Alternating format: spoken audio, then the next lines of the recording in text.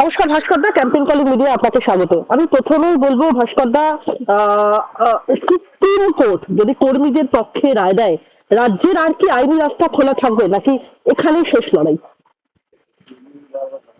না, আইনি রাস্তা তো তারা রিভিউয়ে যেতেই পারেন, কিন্তু এই জায়গাটাতেই তাদেরকে মানে কোর্ট, রাজ্যকে আর সুপ্রিম কোর্টে যেতে দেওয়া হবে কিনা সেই বিষয়টা কিন্তু এবার কর্মচারীদেরকে ঠিক করতে হবে। আমার মনে হয় যে কর্মচারীরা সেটা করবেন। এরপরে আমাদের আন্দোলন যেটা হবে সেটা হবে একমাত্র যে তীব্র আন্দোলন গড়ে তোলা, এবং সেই আন্দোলনের অভিমুখ হবে যে সুপ্রিম কোর্টের রায়কে ইমপ্লিমেন্ট করো এবং তুমি কোনো রিভিউয়ে যেতে পারবে না। এই অভিমুখেই আমরা আন্দোলন সংগঠিত করব। সুতরাং ওই রিভিউটা আমরা বন্ধ করার চেষ্টা করব। আমি জিজ্ঞেস করবো, রাজ্য সরকার বারবার বলছে কেন্দ্রীয় ডিএ রাজ্যের উপর বাধ্যতামূলক নয়, সুপ্রিম কোর্ট কি এই যুক্তি মানবে বলে আপনি মনে করছেন? সেটা যদি মানতো তাহলে 25% অন্তর্বর্তী মহার্ঘ ভাতা মিটিয়ে দিতে হবে সেই রায় দিত না। সেটা যখন দিয়েছে তখন সুপ্রিম কোর্টও কোথাও না কোথাও কিন্তু মানে আমাদের যে দাবি সেই দাবির সাথে সহমত পোষণ করে আগেই বসে আছে। ওটা না, এটা আর যদি রায় রাজ্যের বিরুদ্ধে যায় তাহলে বকেয়া দিয়ে কত বছরে একসাথে মেটানো কি আদৌ সম্ভব ভাস্করদা? হ্যাঁ, সম্ভব তো অবশ্যই যদি সম্ভব, রায়, মানে হ্যাঁ, অবশ্যই সম্ভব, এবং সেটা নিয়ে কোনো সন্দেহের কোনো জায়গা নেই। সরকারের কাছে সেই মানে সংস্থান আছে। এবার সরকার কিভাবে কতটা সদিচ্ছা দেখাবে সেটা সরকারকে ঠিক করতে হবে।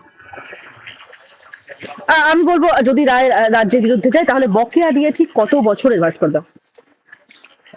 2001-4, 2008 থেকে 31-12-2019 পর্যন্ত। একদমই। এই রায়ের আর্থিক চাপ কি রাজ্যের 2026 বিধানসভা নির্বাচন, আমরা জানি আসন্ন, বিধানসভা নির্বাচনের আগে বাজেটকে একদম নড়বড়ে করে দেবে ভাস্করদা কোথাও গিয়ে? হ্যাঁ, সেই সম্ভাবনা পুরোপুরি আছে। একটু যদি বিস্তারে বলতে। আহ, এর বকেয়া মেটাতে গেলে সরকার যেটা হিসেব দিয়েছিল সুপ্রিম কোর্টে, তার পরিমাণ হচ্ছে প্রায় 40,000 কোটি টাকার মতো।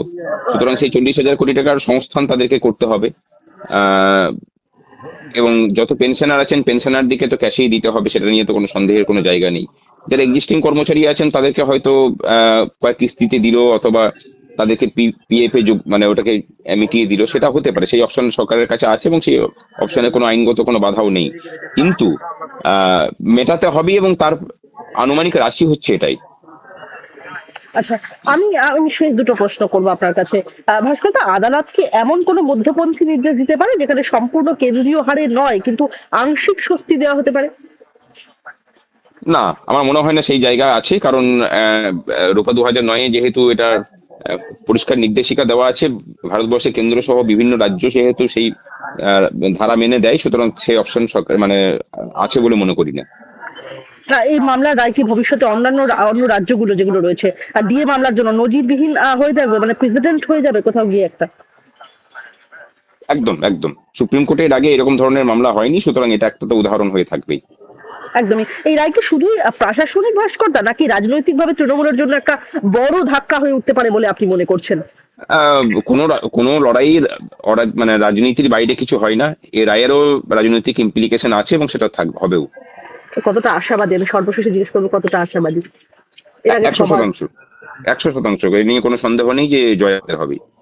একদমই। আমি বলবো একদম প্রথম থেকে ভাস্করদা আপনারা ময়দানে লড়াই করেছেন নেমে, এবং এই হকের দাবি, এই কথা উঠে এসেছে, আমি বলবো হকের দাবি, এই ল্যাঙ্গুয়েজটা ইউজ করব, আপনারা হকের দাবি আদায়ের লড়াইয়ে নেমেছেন।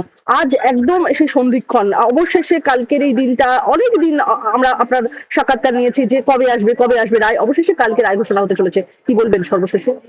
একটা দীর্ঘ প্রতীক্ষার অবসান। এরপরে যদি সুপ্রিম কোর্ট চুপ থাকতো তাহলে সত্যি করে সেটার সুপ্রিম কোর্টের বিশ্বাসযোগ্যতা এবং গ্রহণযোগ্যতা নিয়েও প্রশ্নচিহ্ন উঠছিল। আমরা খুশি যে সুপ্রিম কোর্ট সেই প্রশ্নচিহ্নগুলোকে আপাতত বিরতি দেওয়ার জায়গাটা যাচ্ছে। অনেক ধন্যবাদ ভাস্করদা আজ আমাদের সঙ্গে থাকার জন্য। ধন্যবাদ। আমি প্রথমেই বলবো, আপনাকে জিজ্ঞেস করবো যে ডিএ মামলার আগামীকাল রায় বেরোবে এরকম একটা বিষয় রয়েছে, এটা তো একটা ঐতিহাসিক দিন বলা চলে, কি বলবেন? একদমই স্পেশাল বেঞ্চ করেছে মহামান্য সর্বোচ্চ আদালত, এবং সেই বেঞ্চেই দুজনে, মাননীয় সঞ্জয় কারোল এবং মাননীয় পিকে বিশ্বের বেঞ্চে আগামীকাল অর্থাৎ 5 তারিখ সকাল 10:30টায় আমাদের বহু প্রতীক্ষিত যে ডিএ মামলার রায় সেটা প্রকাশ পেতে চলেছে। আমরা আশা করছি এই মামলার রায় সরকারি কর্মচারীদের পক্ষেই আসবে।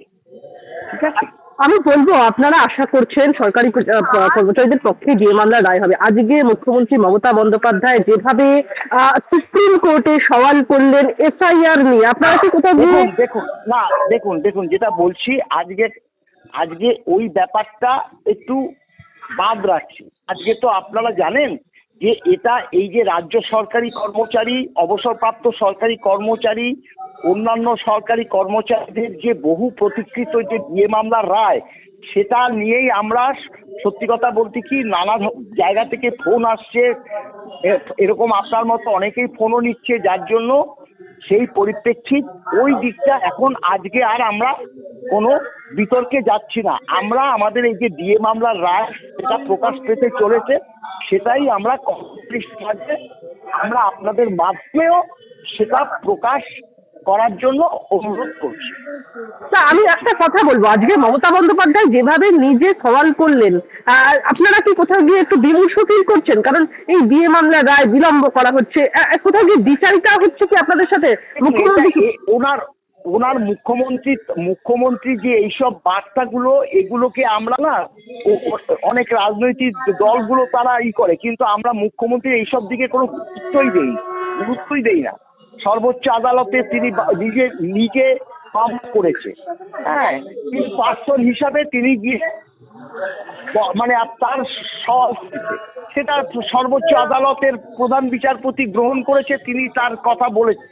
সেটা কি বলেছে না বলেছে সেটা আগামী সোমবার দিন যে রায় প্রকাশ পাবে তাতেই বোঝা যাবে।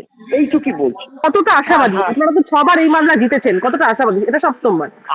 আমরা বললাম তো যে আমরা 99% কেন 100% বলবো না, তাহলে সর্বোচ্চ আদালতকে অবমাননা করা হবে। আমরা 99% আশাবাদী ডিএ মামলার রায় সরকারি কর্মচারীদের পক্ষেই যাবে। সরকারি কর্মচারীদের উদ্দেশ্যে কি বলবেন? হ্যাঁ, সরকারি কর্মচারীদের বললাম তো যে 99% আমরা বলতে সরকারি কর্মচারী আশা প্রকাশ করছি যে ডিএ মামলার রায় সরকারি কর্মচারীদের পক্ষেই যাবে এবং একটা সার্বিকভাবে রায়ও হতে পারে।